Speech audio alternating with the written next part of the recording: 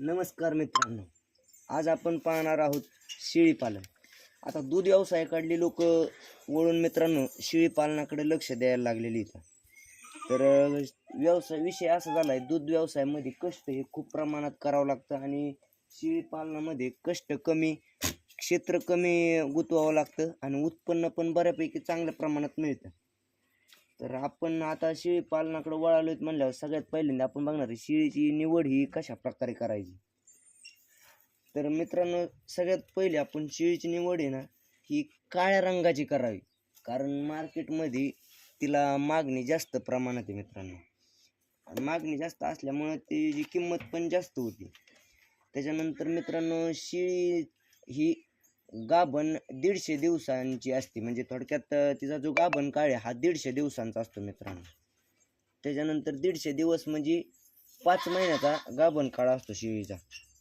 त्यानंतर आपण शेळीची जो बाकड काळ बघणार आहे, तर शेळीचा बाकड काळ हा आहे ना 1 ते 2 महिन्याचा असतो. म्हणजे 1 ते 2 महिन्यामध्ये आपली शेळी माझ्यावर आली पाहिजे आणि तिचं रेतन हे झालंच पाहिजे, म्हणजे बोकडाकडून लागली पाहिजे लवकरात लवकर. तर मित्रांनो, आपण गावरान शेळ्यांविषयी माहिती घेतोय. म्हणजे कसं, जर तुम्ही चांगल्या जातीच्या शेळ्या जर बघितल्या तर त्यांना बाकड काळ हा जास्त असतो, लागायला उशीर लागतो मित्रांनो. आणि गावरान शेळ्या पटकन लागतात आणि त्यांचं वेत हे एक 14 महिन्याच्या आत होतं म्हणजे होतं. मग त्याच्यासाठी आपण शेळी कोणती निवडायची मित्रांनो, तर सगळ्यात पहिल्यांदा उस्मानाबादी एक निवडू शकता बरं का. उस्मानाबादी निवडा. 2 नंबर गावरान शेळी म्हणलं तर संगमनेरी एक आहे बघा मित्रांनो. अशा प्रकारच्या अनेक शेळ्या आहेत. तर तुम्ही त्यातली आपल्या गोट्यात जे सूट होईल ती कोणती बी निवड करा. म्हणजे कसं होतं, गावरान शेळ्यांना मित्रांनो आजार हे कमी प्रमाणात असते.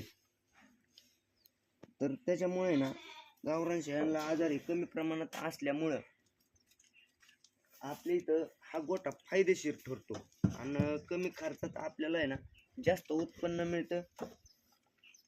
अशा प्रकारे तुम्ही बघतायत, हे आपण शेळी पालन हा व्यवसाय सुरू केलेला आहे. सगळ्या गावरान पाट्या वगैरे आणल्या होत्या, त्या आता बऱ्यापैकी मोठ्या झाल्यात आणि त्या आपल्याच गोट्यातल्या असल्यामुळे त्यांना इथली सगळी सुविधा, जाग्यावर पाणी वगैरे ठेवतोय आपण. तरी मित्रांनो, तुम्हाला जरी काही माहिती हवी असली तरी मला कमेंट करत जा. मी तुम्हाला थोडे आजार वगैरे काय असेल यांचे लक्षणं असतील ते तुम्हाला सांगत जाईन. व्हिडिओ कसा वाटला मित्रांनो तो कमेंटमध्ये नक्की सांगा. धन्यवाद.